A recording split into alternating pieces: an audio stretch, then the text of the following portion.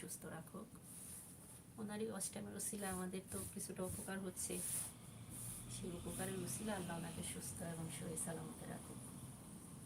আর একটা মজার কথা হইল, শরীফুল ভাই বিয়ে করেনি, 30 সালে বিয়ে করবে। শরীফুল ভাইয়ের জন্য একটা পাত্রী দেখবা আপু, ঠিক না শরীফুল ভাই? বলেন, নাহলে আয়েশা আপু মনে করবেন না আমি এমনি বলতেছি। 30 সালে বিয়ে করবেন না? না, থামা যাবে না, কোনো থামাথামি নাই। আমি সব কথা বলি আয়েশা আপুর সাথে, আমার কোনো কথা ইয়া থাকে না।